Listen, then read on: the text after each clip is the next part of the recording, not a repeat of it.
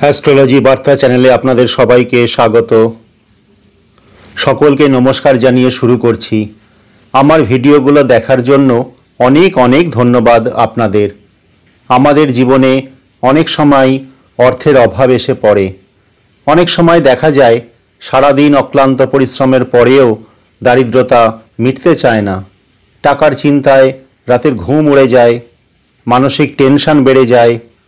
এর ফলে কিছুটা শারীরিক ক্ষতি হয়, আর যেটা সবচেয়ে বেশি ক্ষতি হয় সেটা হলো আপনি যে কাজটা বর্তমানে করছেন সেটাও ঠিকমতো সম্পন্ন করা সম্ভব হয়ে ওঠে না। সারাদিন ক্লান্তি গ্রাস করে।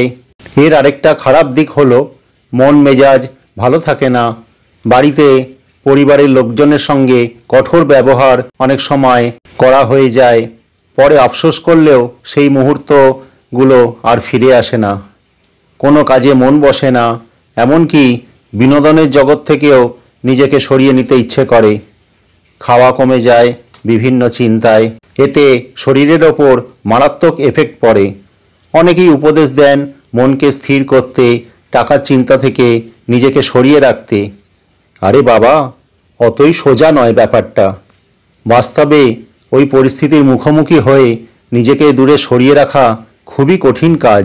অনেকেই বলেন টোটকায় কোনো উপকার পাওয়া যায় না, কিন্তু কিছু কিছু টোটকায় মনটাকে কিছু সময়ের জন্য ঈশ্বরের দিকে ঠেলে তো দেওয়া যায়, ঈশ্বরের চিন্তায় নিমগ্ন হওয়া যায়।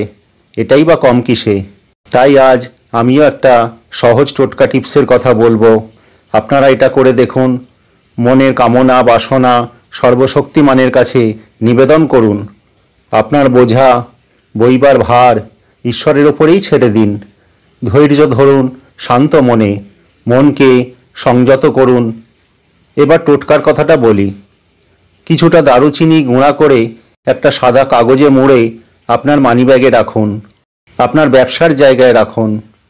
কয়েক মাসের মধ্যে পরিবর্তন লক্ষ্য করুন।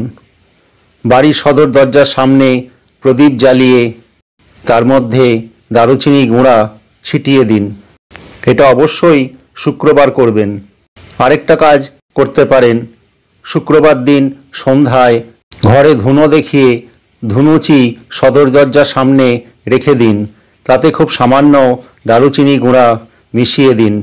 যখন দারুচিনি গুঁড়ো আঙুলে করে দেবেন, তখন আপনার মনের কামনা বাসনা অবশ্যই ঈশ্বরের কাছে নিবেদন করবেন।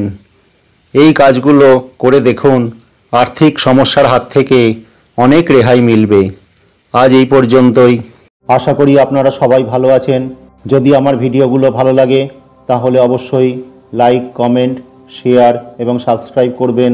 এবং আপনার মনে কোনো প্রশ্ন থাকলে অবশ্যই কমেন্ট বক্সে লিখে জানাবেন।